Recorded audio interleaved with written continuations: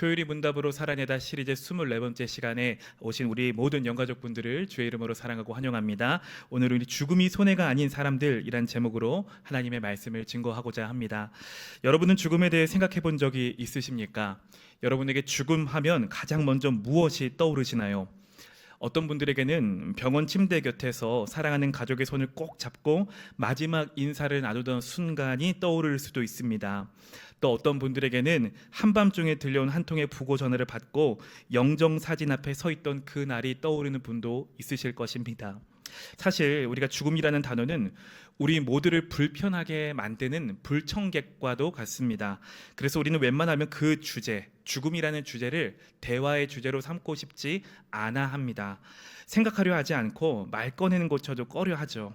왜 그럴까?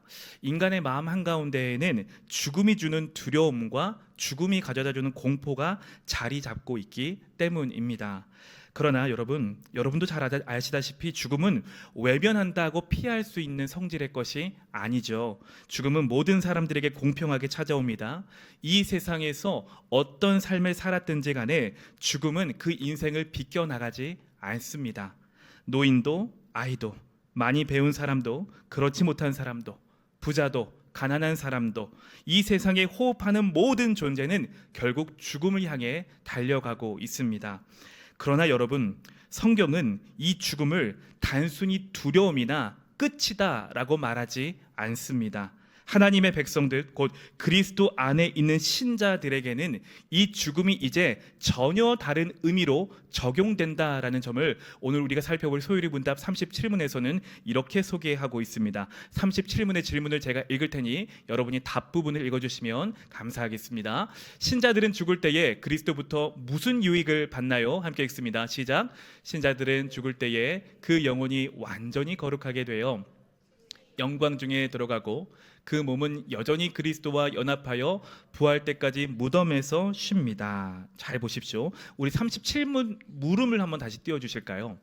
앞부분에 보시면은 소율이 문답에서 죽음을 무엇이라고 얘기하냐면은 유익을 얻는 것이다 라고 말하고 있습니다. 우리는 분명히 이 사실을 기억해야만 합니다. 어떤 사실이냐면 하나님의 백성들에게는요, 죽음까지도 유익함이다 라는 사실을 우리는 기억해야 한다는 것이죠. 그 근거가 무엇이냐? 37답의 후반부를 보면 이렇게 기록되어 있습니다. 그리스도와 연합하여 라고 기록되어 있습니다. 여러분, 신자의 죽음, 성도의 죽음이 유익인 이유가 바로 여기에 있습니다. 왜냐? 바로 그리스도와 연합되어 있기 때문입니다.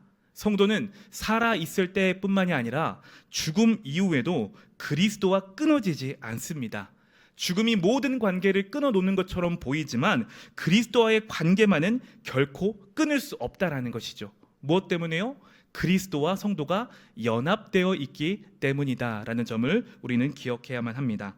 여러분, 이 점을 바울은 로마서 8장에서 이렇게 선언하였는데요. 로마서 8장 38절 39절의 말씀, 내가 확신하노니 사망이나 생명이나 천사자들이나 권세자들이나 현재이나 장래일이나 능력이나 높음이나 깊음이나 다른 어떤 피조물이라도 우리를 우리 주 그리스도 예수 안에 있는 하나님의 사랑에서 끊을 수 없으리라 라고 분명하게 선언하고 있습니다. 바울의 고백처럼 죽음조차도 우리를 그리스도 예수의 사랑에서 끊을 수 없습니다. 왜냐? 성도는 그리스도와 연합된 존재이기 때문입니다. 그리스도께서 십자가에서 죽으시고 부활하실 때에 예수 그리스도는 단지 자기 자신만을 위해 부활하신 것이 아닙니다. 우리까지도 그 부활의 생명 속으로 우리를 끌어당기셨다라는 말씀이죠. 우리가 예수 그리스도를 믿음으로 그리스도와 연합하였기 때문에 이제 예수 그리스도의 죽음이 우리의 죽음이 되었고 그분의 부활은 우리의 부활이 되었다라는 말씀을 바울은 로마서 8장을 통하여서 우리에게 증거합니다. 그렇기 때문에 신자의 죽음, 성도의 죽음은 끝이 아니라 예수 그리스도와 더 깊이 하나가 되는 시간임을 기억하시는 여러분 되시길 바랍니다. 이 땅에서는 여전히 죄의 흔적과 싸우며 살아가는 것이 우리의 운명입니다. 그러나 죽음 이후에는 그 싸움이 완전히 끝나게 된다는 것이죠. 우리의 영혼은 더 이상 죄의 무게에 눌리지 않고 그리스도의 품 안에서 참된 안식을 누리게 된다는 것입니다. 여러분 그 상태를 두고 소율이 문답의 37답을 한번 다시 보여주시면 어떠실까요? 37답 이렇게 표현하고 있습니다. 가운데 부분에 첫 부분에 그 영혼이 완전히 거룩하게 되어 즉시 어디에 들어간다라고 말하죠? 영광 중에 들어간다라고 말합니다. 여러분 이것이 복음의 신비입니다. 우리는 죽음을 통해 즉시 거룩하게 되는 존재입니다. 그리고 하나님께서 약속하신 영광의 단계, 곧 영화의 단계로 들어가게 된다라는 점을 소율이 문답 37문에서는 우리에게 알려주고 있습니다. 여러분 여기서 우리가 한 가지 좀 분명하게 기억해야 될 사실이 있는데요. 우리가 죽고 나서 어떻게 들어갑니까? 천천히 들어갑니까? 즉시 들어간다라고 소율이 문답에서는 말하고 있어요. 간혹 어떤 분들은 죽음 이후에 사람의 영혼의 상태를 두고 이렇게 생각하시는 분들이 계십니다. 마치 예전에 전설의 고향에서 본 것처럼 죽은 영혼이 구천을 떠돈다라고 생각하시는 분들 혹시 이 자리에 계시지는 않으십니까? 여러분 그것은 성경적인 생각이 아닙니다. 죽음 이후의 영혼은 그 즉시 예수 그리스도를 구세주로 고백하는 그리스도인들은 천국으로 가게 되는 것이고 믿지 않은 자들은 지옥으로 가게 되는 것입니다. 구천을 떠돈다는 생각은 무속적인 세계관에서 근거한 생각인 것이죠. 그 근거 구조를 보자면 누가복음 16장을 보니까 부자와 거진 나사로의 이야기가 등장합니다. 여러분 죽음 이후에 이 둘의 운명이 어떻게 바뀝니까? 거진 나사로는 천사들에게 받들려 아브라함의 품에 안기게 되죠.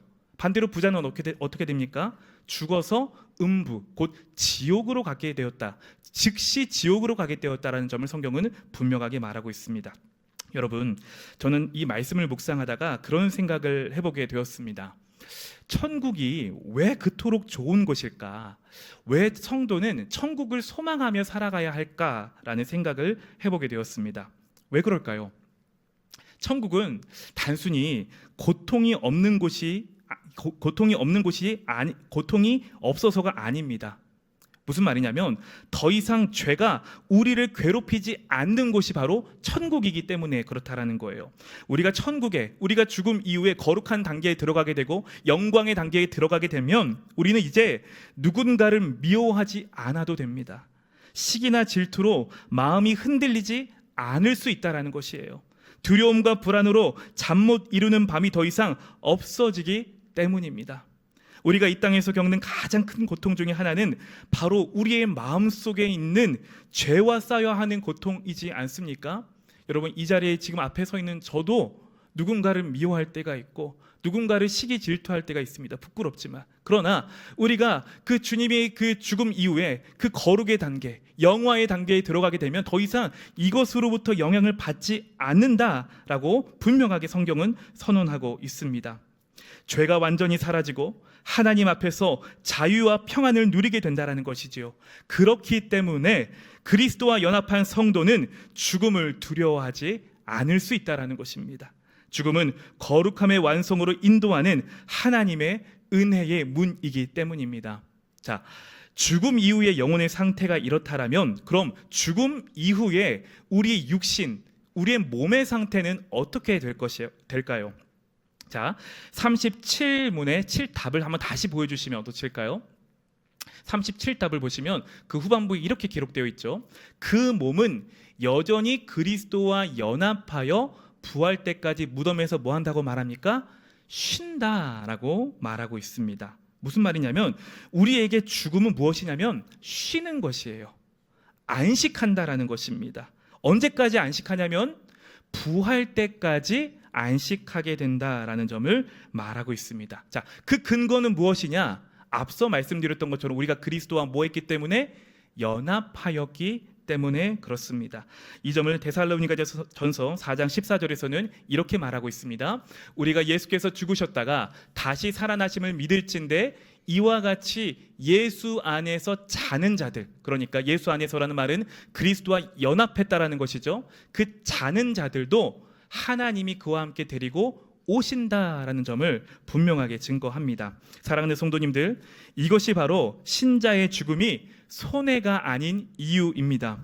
우리는 죽음을 통해 영혼의 거룩을 완성하고 몸은 부활의 날을 기다리며 그리스도 안에서 안식을 누리게 되는 것입니다. 죽음조차도 그리스도와 연합 속에 있기 때문에 신자의 죽음은 저주가 아니라 은혜의 안식임을 기억하시는 여러분 모두가 되시기를 주의 이름으로 간절히 축복합니다. 자, 그렇다면 이제 우리가 죽음을 살펴보았고요. 오늘 마지막으로 살펴볼 주님이 다시 오시는 그 부활의 날에는 어떤 일이 일어나게 될까? 소요리 문답 38문에서는 이렇게 증거하고 있습니다. 동일하게 제가 질문을 읽어보겠습니다. 여러분이 답 부분을 읽어주시면 감사하겠습니다. 신자들은 부활할 때에 그리스도로부터 무슨 유익을 받나요? 함께 읽겠습니다. 시작. 신자들은 부활할 때에 살아나서 심판날에 공개적으로 인정과 죄 없다 하심을 선언받고 완전히 복을 받아 영원토록 하나님을 충만하게 즐거워합니다. 아멘. 자, 심판날에 신자, 성도에게 일어날 두 가지 변화를 말하고 있습니다. 첫 번째는 주님이 심판주로 다시 오시는 그날 모든 사람들이 보는 앞에서 성도들은 심판날에 공개적으로 첫 번째 줄에 인정을 받게 된다라고 말합니다. 뭘 받는다고요? 인정을 받는 것이에요. 자, 두 번째는 뭘 없다 하심을 선언받습니까? 죄 없다 하심을 선언받는 것이 신자들이 부활할 때에 그리스도로부터 받는 유익임을 성경은 소요리 문답은 우리에게 알려주고 있습니다. 저는 이 부분을 쉽게 설명해드리기 위해서 이렇게 좀 설명드리고 싶습니다. 여러분, 춘향전의 이야기를 혹시 들어본 적 있으십니까? 우리에게 아주 익숙한 고전이지만 우리가 이야기를 좀 가만히 살펴보자면은 오늘 우리가 함께 나누고 있는 부활의 소망과 너무나 좀 닮아 있는 그런 내용이 등장합니다. 내용은 이렇습니다. 옛날 남원 고을에 이몽룡이라는 청년이 살고 있었죠. 그는 사또의 아들이었습니다. 인물도 빼어나고 글도 잘 쓰는 젊은 선비였습니다. 그런데 그가 마을의 한 여인 성춘향을 만나서 사랑에 빠지죠. 그리고 둘은 서로의 마음을 확인하고 변치 않겠다라는 약속을 맺게 됩니다. 자, 하지만 이몽룡이 아버지를 따라 한양으로 떠나게 되면서 두 사람은 눈물로 이별을 하게 됩니다. 자, 그래서 이 이몽룡이 춘향에게 어떤 약속을 합니까? 내가 반드시 다시 돌아와서 너를 데리러 오겠다라는 점을 약속합니다. 자, 그래서 이 약속을 붙잡고 춘향은 기다림의 시간을 시작하죠. 자, 그런데 그 사이에 어떤 일이 벌어지냐? 이 남원 고을에 새로 부임한 아주 심술궂은 변학도라는 사또가 춘향의 미모를 듣고 그녀를 불러서 수청을 들라라고 명령합니다. 자, 그럴 때 춘향은 어떻게 반응합니까? 거절하였죠. 어찌 여자가 두 남편을 섬기겠습니까? 이미 제 마음에는 도련님이 계시기에 저는 그 수청을 받들 수 없습니다라고 거절합니다. 그 결과 춘향은 옥에 갇히게 됩니다. 그리고 모진 고문을 당하게 되죠. 하루하루가 고통이었지만 그녀는 끝끝내 그 약속을 지켜냅니다. 이몽룡이 자신을 위해 반드시 돌아올 것이라는 믿음 하나로 견뎠던 것입니다. 그리고 마침내 그 날이 오게 됩니다. 이몽룡이 암행어사로 변장한 채 남원으로 돌아오게 되었습니다. 그리고 이몽룡은 춘향의 억울한 사정을 듣고는 직접 감옥으로 찾아가 그녀를 풀어주게 됩니다. 그녀를 모든 억울함으로부터 풀어주게 되는 것이 이 춘향전의 대략적인 이야기입니다. 여러분 잘 보세요. 암행어사로 이몽룡이 온 날이 변사또와 춘향에게는 같은 날이지만 다른 의미로 적용되는 날입니다. 무슨 말이냐면 변사또에게는 이몽룡이 남원으로 오는 날이 어떤 날입니까? 심판의 날이에요. 자기가 잘못했던 모든 것이 이 암행어사 앞에서 심판을 받는 날이라는 것입니다. 감추어졌던 악행이 다 드러나고 처벌을 받는 날이었습니다. 반대로 춘향에게는 어떤 날입니까? 내 사랑하는 님이 다시 오시는 그날 나의 억울함을 풀어주시고 명예가 회복되고 신원의 날임을 우리는 이 이야기를 통해 알 수 있습니다. 사랑하는 여러분, 예수 그리스도께서 다시 오시는 그날이 바로 이와 같은 날입니다. 그날은 세상 사람들에게는 두려움의 날이고 심판의 날이지만 그리스도와 연합한 성도들에게는 기쁨의 날이고 신원의 날인 줄로 믿으시기를 바랍니다. 저와 여러분이 이 땅에서 주님을 향한 믿음을 지키기 위해 때로는 손해를 보고 때로는 억울한 일을 당하고 눈물을 삼키며 주님을 신뢰했던 그 모든 시간이 바로 주님이 다시 오시는 그날 밝히 드러나게 된다는 것이지요. 그래서 주님이 다시 오실 때의 성도는 모든 사람들이 보는 그 앞에서 공개적으로 인정을 받는 날이라는 것입니다. 주님이 우리를 바라보시고 모든 사람들 앞에서 이 사람은 내가 사랑하는 자다, 내 자녀다, 내게 속한 자녀다라고 주님께서 인정하시는 그 날이라는 것입니다. 그리고 주님께서 모든 이들이 보던 그 앞에서 이 사람에게는 더 이상 죄가 없다라고 선언하시는 그 날이 우리 주님이 다시 오시는 그 날의 의미다라는 것이지요. 그런데 그 근거가 무엇이냐? 우리가 잘나서요? 우리가 신앙생활을 열심히 해서요? 우리에게 있는 것이 아니라 우리가 그리스도와 연합한 자들이기 때문에 그렇다라는 거예요. 그리스도의 완전한 의가 저와 여러분을 완전히 덮으셨기 때문에 그날 우리는 당당하게 그분 앞에 설 수 있게 된다는 것이죠. 이 세상에서는 우리의 약함과 실수가 다 드러났지만 그날에는 오직 예수 그리스도의 의만이 저와 여러분을 덮을 것입니다. 그렇기에 예수님이 다시 오시는 그날은 세상 사람들에게는 두려운 날이고 심판의 날이지만 하나님의 백성들, 곧 그리스도와 연합한 자들에게는 기쁨과 신원의 날과 하늘의 영광이 다시금 시작되는 날임을 굳게 믿으시는 여러분 되시기를 축복합니다.